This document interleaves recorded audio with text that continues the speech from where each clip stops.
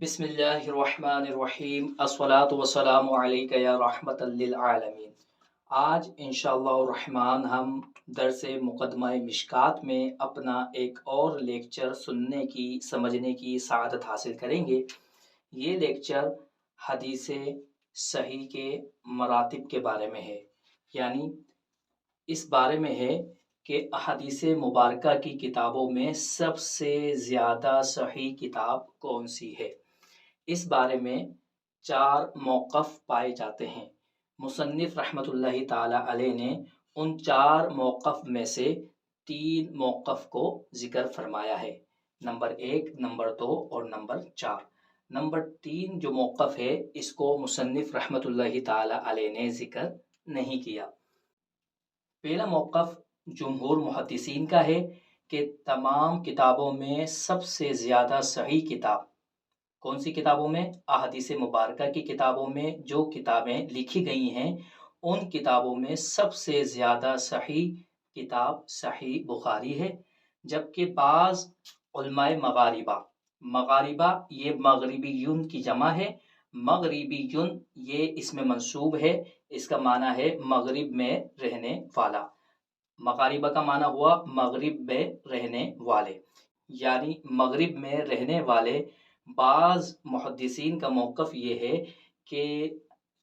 अहादीस मुबारका की किताबों में सबसे ज़्यादा सही किताब मुस्लिम शरीफ है। वो मुस्लिम शरीफ को सही बुखारी से भी ज़्यादा सही मानते हैं, सही मुस्लिम को फ़ौक़ियत देते हैं, उसको तरजीह देते हैं।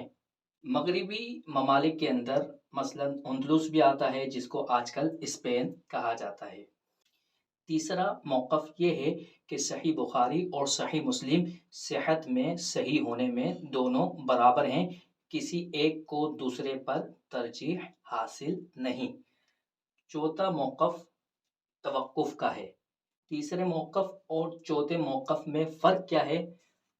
तीसरे मौक़िफ़ वाले दोनों पर हुक्म लगाते हैं, यानी दोनों पर सेहत का हुक्म लगा रहे हैं और इस बात का हुक्म लगा रहे हैं कि दोनों किताबें सही बुखारी और सही मुस्लिम सेहत में बराबर हैं। जबकि चौथे मौक़िफ़ वाले जो हैं वो हुक्म नहीं लगाते, यानी किसी एक किताब को दूसरी पर तरजीह नहीं देते, ना तो तरजीह देते हैं और ना बराबरी का कौल करते हैं। वो तवक्कुफ़ करते हैं, ना तो सही बुखारी को अफजल करार देते हैं, ना सही मुस्लिम को अफजल करार देते हैं, ना इन दोनों के दरमियान तसावी का कौल करते हैं, बल्कि वो इस मामले में खामोश हैं। तो ये चौथा कौल तवक्कुफ़ का है। मुसन्निफ़ रहमतुल्लाहि ताला अलैह ने फरमाया कि पहला कौल सही है, यानी जो जुमहूर मुहद्दिसीन का कौल है कि सही बुखारी तमाम अहादीस मुबारका की किताबों में सबसे ज़्यादा अफजल और सबसे ज़्यादा सही है, ये कौल सही है।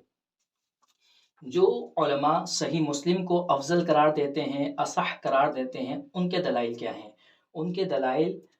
ये हैं कि वो इमाम मुस्लिम रहमतुल्लाहि ताला अलैह का जो अंदाज़ तसनीफ़ है, अंदाज़ तालीफ़ है, मनहजुत तालीफ़ व तसनीफ़ है, इससे वो इस्तिदलाल करते हैं। वो फरमाते हैं कि इमाम मुस्लिम रहमतुल्लाहि ताला अलैह ने जो अपनी किताब को तसनीफ़ किया है तो इस अंदाज़ में तसनीफ़ किया है कि इमाम मुस्लिम रहमतुल्लाहि ताला अलैह की अहादीस मुबारका से इस्तिदलाल करना मुज्तहिद के लिए बहुत ही ज़्यादा आसान है। इमाम मुस्लिम रहमतुल्लाहि ताला अलैह का अंदाज़ ये है कि पहले वो एक हदीस लेकर आते हैं, फिर वो हदीस जितनी सनदों से मरवी है और अल्फाज हदीस में जो जो इख्तिलाफ रुवात से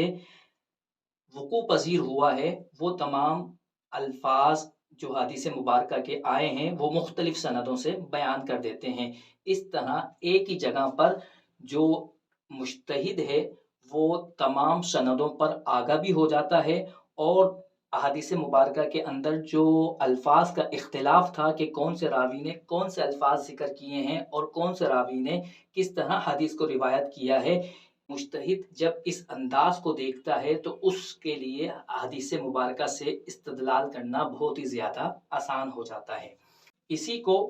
मुसन्निफ़ रहमतुल्लाहि ताला अलैह ने हुस्नुल बयानी व जौदतुल वदई व तरतीबी से ताबीर किया है, यानी इमाम मुस्लिम रहमतुल्लाहि ताला अलैह ने अपनी किताब में तमाम सनदों को यकजा कर दिया। इसकी वजह से मुज्तहिद के लिए حدیث مبارکہ سے استدلال کرنا نہایت ہی آسان ہے، جبکہ ان علماء کی دوسری دلیل یہ ہے کہ امام مسلم رحمۃ اللہ تعالیٰ علیہ جو احادیث مبارکہ کو لاتے ہیں تو وہ بھی بڑی عمدگی کے ساتھ لاتے ہیں۔ مثلا پہلے امام مسلم رحمۃ اللہ تعالیٰ علیہ حدیث مجمل کو ذکر کرتے ہیں، پھر مجمل کے بعد حدیث مبین کو ذکر کر دیتے ہیں۔ اسی طرح پہلے وہ حدیث مشکل کو ذکر کرتے ہیں، پھر حدیث مصرح کو ذکر کر دیتے ہیں۔ اسی طرح پہلے حدیث منسوخ کو ذکر کرتے ہیں، پھر اس کے بعد حدیث ناسخ لے کر آ جاتے ہیں، جس سے پڑھنے والے کو معلوم ہو جاتا ہے کہ یہ جو پہلی حدیث گزری اس کا حکم منسوخ ہو چکا، اور یہ جو دوسری حدیث آ رہی ہے یہ حدیث ثابت ہے، یہ حدیث محکم ہے، یہ حدیث پہلی حدیث کو منسوخ کرنے والی ہے، اور اس دوسری حدیث کو وہ ناسخ سمجھتا ہے، جس سے استدلال کرنا اس کے لیے بڑا ہی آسان ہو جاتا ہے۔ اسی طرح امام مسلم رحمۃ اللہ تعالیٰ علیہ پہلے حدیث معن ذکر کرتے ہیں، یعنی وہ حدیث ذکر کرتے ہیں جو ان کے ساتھ روایت کی گئی ہوتی ہے، پھر حدیث معین ذکر کر دیتے ہیں جس میں راوی یہ صراحت کرتا ہے کہ میں نے فلاں سے یہ حدیث سنی ہے۔ اسی طرح امام مسلم رحمۃ اللہ تعالیٰ علیہ حدیث مبہم ذکر کرتے ہیں، پھر اس کے بعد حدیث منسوب کو ذکر کر دیتے ہیں۔ تو یہ حدیث کو بڑی عمدگی کے ساتھ لانا، اس سے بھی مجتہد کو ایک آسانی ملتی ہے، اس کے لیے احادیث مبارکہ سے استدلال کرنا بڑا ہی آسان ہو جاتا ہے۔ اسی کو مصنف رحمۃ اللہ تعالیٰ علیہ نے رعایت دقائق الاشارات و محاسن النکات فی الاسانید کے ساتھ تعبیر کیا ہے۔ تو یہ مغرب میں رہنے والے ان بعض علماء کا استدلال تھا کہ جو صحیح مسلم کو صحیح بخاری پر فوقیت دیتے ہیں، نہ صرف صحیح بخاری پر بلکہ تمام کتابوں پر فوقیت دیتے ہیں، اور وہ کہتے ہیں کہ تمام کتابوں میں سب سے زیادہ اصح کتاب مسلم شریف ہے۔ تو ان کا جو استدلال کا طریقہ ہے وہ امام مسلم رحمۃ اللہ تعالیٰ علیہ کے انداز تعلیف سے وہ استدلال کر رہے ہیں صحیح مسلم کے اصح الکتب ہونے پر، جبکہ جمہور محدثین ان کے اس استدلال کا جواب دیتے ہوئے ارشاد فرماتے ہیں کہ احادیث مبارکہ کی جمع و ترتیب اور اسانید میں عمدہ نکات کی رعایت کی وجہ سے مسلم کو بخاری پر ترجیح حاصل ہے، یعنی صحیح مسلم کو صحیح بخاری پر ترجیح حاصل ہے۔ یعنی جو صحیح مسلم کی خوبیاں تم نے ذکر کی ہے، ان خوبیوں کو ہم بھی مانتے ہیں، اور واقعتاً یہ خوبیاں امام بخاری کی صحیح بخاری میں نہیں ہے، یہ خوبیاں مسلم شریف میں ہے۔ تو ان خوبیوں کی وجہ سے امام مسلم کو امام بخاری کی بخاری شریف پر ترجیح حاصل ہے، مگر ان چیزوں سے، ان صفات سے حدیث صحیحہ کی صحت کا زیادہ ہونا ثابت نہیں ہوتا۔ اس سے تو یہ ثابت ہو رہا ہے کہ صحیح مسلم سے استدلال کرنا بڑا آسان ہے، اس سے یہ ثابت نہیں ہو رہا کہ حدیث صحیح کی صحت میں ان چیزوں سے اضافہ ہو رہا ہے، یہ بات ثابت نہیں ہوتی۔ ہماری گفتگو ان صفات کے بارے میں ہے کہ جن صفات کی وجہ سے حدیث صحیح، پہلے ہی حدیث صحیح ہوتی ہے، حدیث صحیح کی صحت میں مزید اضافہ ہو جائے، اور وہ صفات کے جن صفات کی وجہ سے حدیث صحیح کی صفات میں مزید اضافہ ہو جائے، وہ صفات صرف بخاری شریف کے راویوں میں پائی جاتی ہے، امام مسلم کے راویوں میں وہ صفات نہیں پائی جاتی۔ ہماری گفتگو ان صفات کے بارے میں ہے، اور ایسی صفات صرف بخاری شریف میں ہے، مسلم شریف میں ایسی صفات نہیں۔ اور جو تم نے مسلم شریف کے فضائل بیان کیے، یہ فضائل ہم بھی مانتے ہیں، لیکن ان فضائل سے حدیث صحیح کا زیادہ صحیح ہونا ثابت نہیں ہوتا۔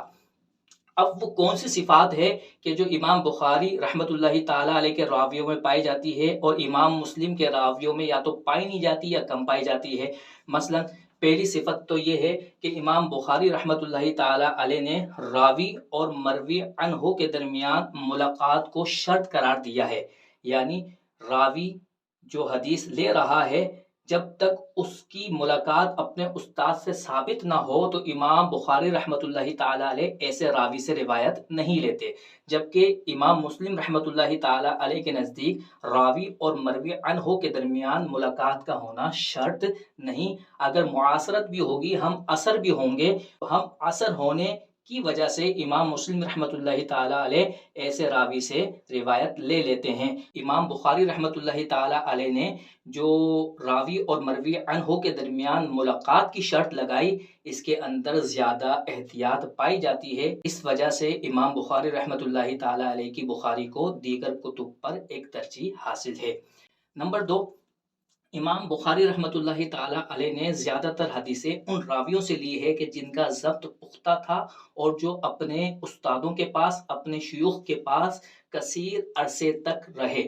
اور بسا اوقات امام بخاری رحمۃ اللہ تعالیٰ علیہ کبھی کبھار اس سے کم درجے کے راویوں سے بھی روایت لے لیتے ہیں، یعنی جو ضبط میں معمولی سے کم ہو اور ملازمت میں بھی معمولی سے کم ہو۔ ملازمت کا معنی یہ ہے کہ راوی اپنے شیخ کے پاس، اپنے استاد کے پاس زیادہ عرصے تک رہا ہو۔ تو امام بخاری رحمۃ اللہ تعالیٰ علیہ اولاً ان راویوں سے حدیث لیتے ہیں کہ جن کا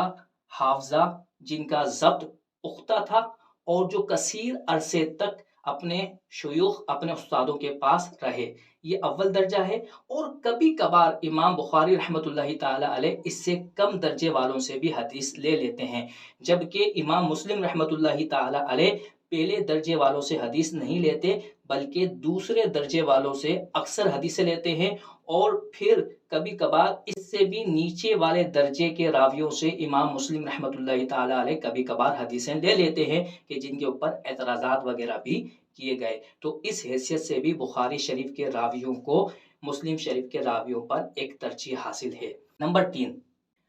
بخاری اور مسلم میں احادیث مبارکہ کی ایک تعداد وہ ہے کہ جن راویوں سے امام بخاری نے حدیثیں لی ہیں، انہی راویوں سے امام مسلم نے بھی حدیثیں لی ہیں۔ تو اس حیثیت سے تو بخاری اور مسلم میں کوئی فرق نہیں، کیونکہ امام بخاری جن راویوں سے حدیث لے رہے ہیں، انہی راویوں سے حدیث امام مسلم نے بھی لی ہیں۔ اس حیثیت سے تو بخاری اور مسلم دونوں برابر ہیں، لیکن وہ راوی کہ جن سے امام بخاری نے حدیث لی اور ان راویوں سے امام مسلم نے حدیث نہیں لی، ایسے راویوں کی تعداد بخاری شریف میں 430 سے کچھ زائد ہے۔ ان 430 راویوں میں سے صرف 80 راویوں پر اعتراضات کیے گئے ہیں، جبکہ امام مسلم رحمۃ اللہ تعالیٰ علیہ نے جن راویوں سے حدیث لی جن سے امام بخاری نے نہیں لی، امام مسلم کے ان راویوں کی تعداد 620 ہے، اور ان 620 میں سے 160 راویوں پر اعتراضات کیے گئے ہیں۔ اس حیثیت سے بھی دیکھا جائے تو امام بخاری رحمۃ اللہ تعالیٰ علیہ کے راویوں کو ایک ترجیح حاصل ہے جو امام مسلم کے راویوں کو حاصل نہیں۔ نمبر 4، امام بخاری رحمۃ اللہ تعالیٰ علیہ نے جو حدیثیں روایت کی ہیں، ان میں سے 80 سے کم حدیثیں ایسی ہیں کہ جن پر محدثین نے اعتراضات کیے ہیں، جبکہ امام مسلم رحمۃ اللہ تعالیٰ علیہ نے جو حدیثیں روایت کی ہیں، ان میں سے 210 حدیثیں ایسی ہیں کہ جن پر علماء نے اعتراضات کیے ہیں۔ اس حیثیت سے بھی دیکھا جائے تو امام بخاری کی بخاری شریف کو امام مسلم کی مسلم پر ایک ترجیح حاصل ہے۔ یہ بات بھی یاد رہے، یہاں پر جو کہا گیا کہ بخاری مسلم شریف سے افضل ہے، اعلیٰ ہے، اصح ہے، یا بخاری شریف تمام کتابوں سے اصح ہے، تو اس سے مراد مجموعہ من حیث المجموعہ ہے، یعنی بخاری شریف میں جتنی حدیثیں بیان کی گئی ہیں ان کے مجموعے کے لحاظ سے بخاری شریف دیگر کتابوں سے اصح ہے۔ یہ مراد نہیں کہ ایک ایک حدیث بخاری شریف کی دیگر کتب میں پائی جانے والی حدیثوں کے مقابلے میں اصح ہے، کیونکہ ہو سکتا ہے، ممکن ہے، بلکہ یہ چیز وقوع پذیر بھی ہوئی کہ مسلم شریف کی ایک حدیث صحت کے اندر اعلیٰ ہے اور دوسری حدیث جو بخاری شریف میں پائی جاتی ہے وہ صحت کے اس درجے کو نہیں پہنچی ہوئی۔ یہ ممکن ہے کہ کسی دوسری کتاب میں کوئی حدیث زیادہ صحیح ہو اور بخاری شریف میں وہ حدیث زیادہ صحیح نہ ہو۔ تو جو بخاری شریف کو اصح الکتب کہا جاتا ہے، یا صحیح، یا تمام کتابوں میں سب سے زیادہ صحیح کتاب کہا جاتا ہے، تو یہ مجموعے کے لحاظ سے کہا جاتا ہے۔ اب جو ہم نے پڑھا ہے اس کو عبارت سے حل کر لیتے ہیں۔ مصنف رحمۃ اللہ تعالیٰ علیہ فرماتے ہیں، فصل فی مراتب الصحیح، یہ فصل حدیث صحیح کے مراتب کے بارے میں ہے۔ صحیح البخاری کی اعلی الصحہ، بخاری کی صحیح تمام صحیح کتابوں میں سب سے زیادہ اصح ہے، سب سے زیادہ اعلیٰ ہے۔ فرماتے ہیں لما تفاوتت مراتب الصحیح، جب حدیث صحیح کے مراتب مختلف ہوتے ہیں، وصحاح بعضها اصح من بعض، اور صحیح حدیثوں میں سے بعض حدیثیں زیادہ صحیح ہوتی ہیں دیگر دوسری حدیثوں کے مقابلے میں، فعلم، تو جان لیجئے، ان الذی، بے شک وہ چیز، تقررہ، جو ثابت ہے، عند جمہور المحدثین، جمہور محدثین کے نزدیک، وہ یہ ہے کہ ان صحیح البخاری، صحیح بخاری مقدم ہے، اعلیٰ ہے، افضل ہے، علی ساحر الکتبی، تمام کتابوں سے، المصنفتی، کے جن کو لکھا گیا ہے۔ یہ قید لا کر بتا دیا کہ صحیح بخاری آسمانی کتابوں سے افضل نہیں، افضل تو درکنار ان کے برابر بھی نہیں، حتیٰ یہاں تک کہ قالو، محدثین نے فرمایا، اصح الکتبی، تمام کتابوں سے زیادہ صحیح کتاب، بعد کتاب اللہ تعالی، اللہ تعالیٰ کی کتاب کے بعد، اللہ تعالیٰ کی کتاب کے بعد تمام کتابوں میں سب سے زیادہ صحیح کتاب صحیح البخاری کی، صحیح بخاری ہے۔ آگے فرماتے ہیں وجہ ترجیح صحیح مسلم عند بعض المغاربہ، بعض مغربی علماء کے نزدیک صحیح مسلم کی ترجیح کی وجہ، فرماتے ہیں وبعض المغاربتی، اور مغرب میں رہنے والے علماء میں سے بعض علماء نے رجحوا، ترجیح دی ہے، صحیح مسلم، مسلم کی صحیح کو، علی صحیح البخاری، بخاری کی صحیح پر، والجمہور یقولون، اور جمہور فرماتے ہیں، ان ھذا، بے شک تم نے جو صحیح مسلم کے فضائل ذکر کیے ہیں، فیما، یہ فضائل لوٹتے ہیں، فیما یرجع الی حسن البیان وجودۃ الوضع والترتیب، یہ جمع و ترتیب کی عمدگی اور حسن بیان کی طرف لوٹتے ہیں، اور ورعایت دقائق الاشارات ومحاسن النکات فی الاسانید، اور اسانید میں نکات کے حسن اور باریک اشارات کی رعایت کی طرف لوٹتے ہیں۔ وَهَذَا خَارِجٌ عَنِ الْمَبْحَثِ، اور یہ فضائل وہ ہیں کہ جو مبحث سے خارج ہیں، ان فضائل کے بارے میں بات نہیں ہو رہی، ان فضائل کے بارے میں بات ہو رہی ہے کہ جن فضائل کی وجہ سے حدیث صحیح کی صحت میں مزید اضافہ ہو جاتا ہے، اور وہ صفات کہ جن صفات کی وجہ سے حدیث صحیح کی صحت میں مزید اضافہ ہو جائے، وہ صفات صرف بخاری شریف کے راویوں میں اعلیٰ درجے کی پائی جاتی ہے۔ فرماتے ہیں والکلام، کلام ان چیزوں کے بارے میں نہیں ہو رہا، بلکہ کلام کس چیز کے بارے میں ہو رہا ہے؟ والکلام فی الصحۃ والقوۃ وما یتعلق بہما، کلام صحت اور قوت کے بارے میں ہو رہا ہے، وما یتعلق بہما، اور جو صحت اور قوت سے تعلق رکھتی ہیں چیزیں، جو صفات ان دونوں سے تعلق رکھتی ہیں، ان کے بارے میں ہو رہا ہے، یعنی وہ صفات کہ جو حدیث صحیح کی شرائط میں معتبر ہے، جو ہم بالتفصیل ما قبل میں پڑھ کر آ چکے۔ فرماتے ہیں وَلَيْسَ کتاب یساوی صحیح البخاری، اور کوئی کتاب بھی ایسی نہیں کہ جو صحیح بخاری کے برابر ہو، فی ھذا الباب، اس معاملے میں، بدلیل کمال صفات التي اعتبرت فی الصحۃ فی رجالہ، ان کامل صفات کی دلیل کی وجہ سے جن کامل صفات کا بخاری کے رجال میں، بخاری کے راویوں میں صحت کے معاملے میں اعتبار کیا گیا ہے۔ آگے فرماتے ہیں وَبَعْضُهُمْ تَوَقَّفَ فِي تَرْجِيحِ أَحَدِهِمَا عَلَى الْآخَرِ، اور بعض محدثین نے ان میں سے ایک کو دوسرے پر ترجیح دینے میں توقف کیا ہے، کوئی حکم نہیں لگایا۔ وَالْحَقُّ هُوَ الْأَوَّلُ، اور ان تینوں اقوال میں سے، ان تینوں مذاہب میں سے پہلا مذہب جو جمہور کا ہے، صحیح بخاری تمام کتابوں میں افضل ہے، وہی حق ہے، وہی صحیح ہے۔ اب آگے مصنف رحمۃ اللہ تعالی علیہ متفق علیہ حدیث کی تعریف کر رہے ہیں اور بتا رہے ہیں کہ متفق علیہ حدیث کی تعداد کتنی ہے۔ فرماتے ہیں والحدیث الذی اتفق البخاری ومسلم علی تخریجہ، اور وہ حدیث کے جس کو امام بخاری اور امام مسلم دونوں نے روایت کیا ہے، یسمى متفقا علیہ، اس حدیث کو متفق علیہ کہا جاتا ہے۔ وقال الشیخ، اور امام ابن حجر رضی اللہ تعالی عنہ کہتے ہیں اس کے لیے ایک شرط ہے، اور شرط یہ ہے کہ بشرط ان یکون عن صحابی واحد، کہ وہ حدیث ایک ہی صحابی سے روایت کی ہوئی ہو، یعنی ایک حدیث امام بخاری بھی روایت کر رہے ہیں اور وہی حدیث امام مسلم بھی روایت کر رہے ہیں، تو وہ حدیث متفقن علیہ اس وقت کہلائے گی کہ جب دونوں حدیثیں ایک ہی صحابی سے روایت کی گئی ہوں۔ اگر علیحدہ علیحدہ صحابی سے روایت کی گئی ہوں گی، اگرچہ حدیث کے الفاظ ایک ہی ہوں، تو اس کو متفقن علیہ نہیں کہا جائے گا۔ آگے بتا رہے ہیں کہ متفقن علیہ حدیث کی تعداد کتنی ہے۔ وقالو، اور محدثین نے فرمایا، مجموع الاحادیث المتفق علیہا،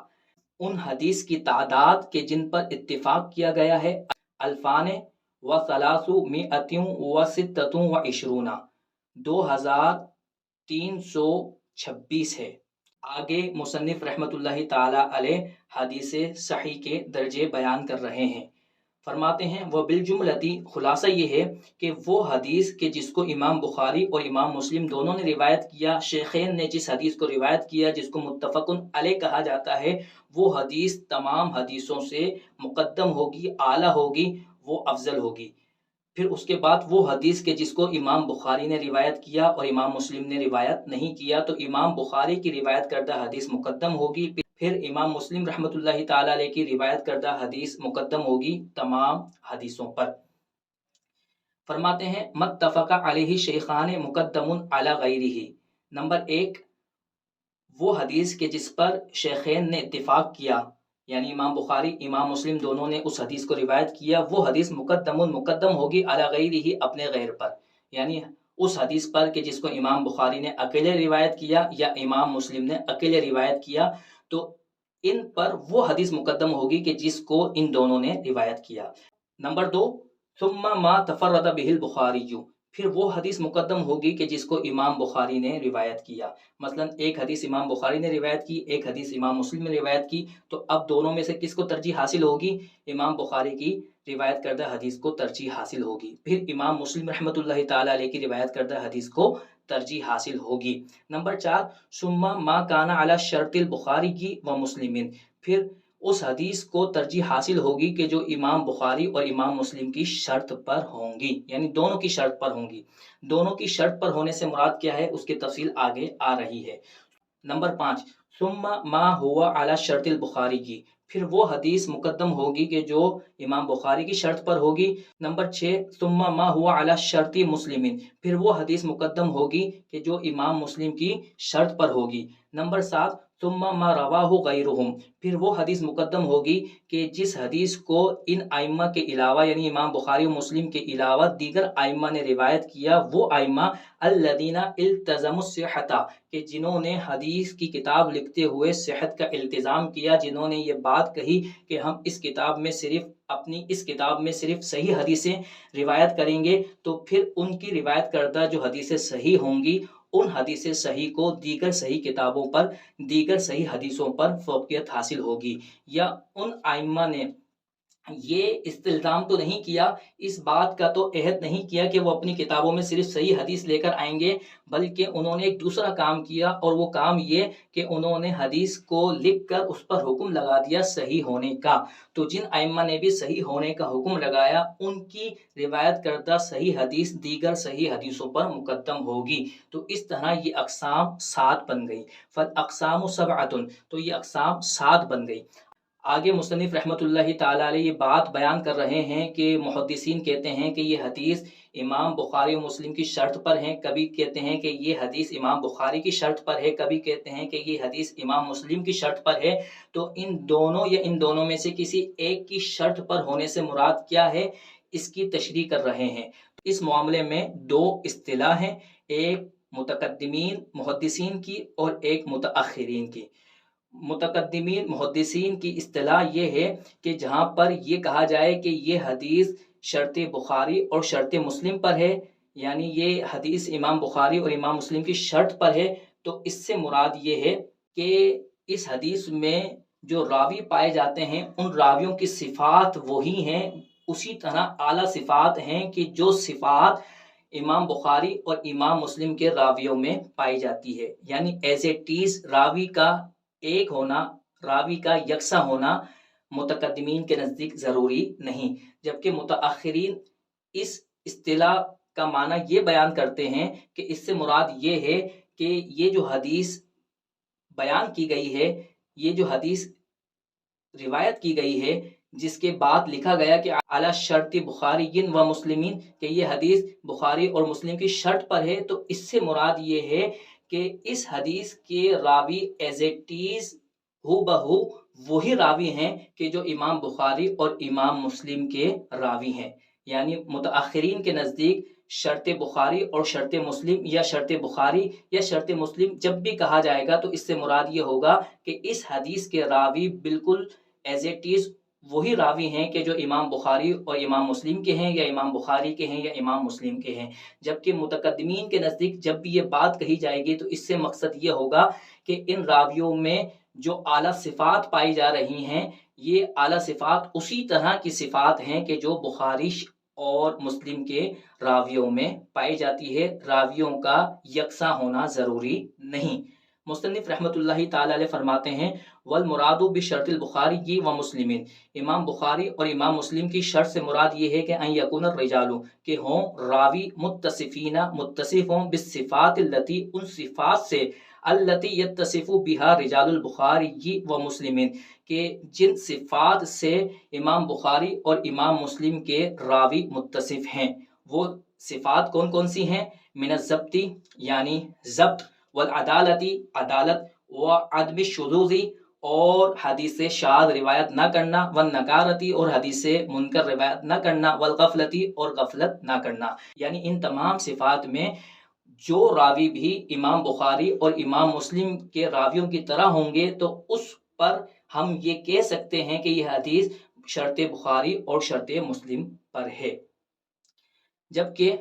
متاخرین کی اصطلاح یہ ہے وقیلا، اور کہا گیا المراد بشرط البخاری و مسلمین، شرط بخاری اور مسلم سے مراد یہ ہے کہ رجالہما انفسہما، کہ اس حدیث میں بذات خود امام بخاری اور امام مسلم کے راوی پائے جاتے ہیں. مصنف فرماتے ہیں والکلام فی ھذا طویل، اور اس معاملے میں کلام کہ شرط شیخین سے مراد کیا ہے، اس معاملے میں جو کلام ہے، جو گفتگو ہے، وہ بڑی طویل ہے. لیکن نہ ہو اس کو ہم نے ذکر کیا ہے فی مقدمتی شرح صفر السعادتی، کتاب صفر السعادہ کی شرح کے اندر. اللہ تبارک و تعالیٰ کی پاک اور بلند بارگاہ میں دعا ہے کہ اللہ تبارک و تعالیٰ ہمیں علم نافع حاصل کرنے کی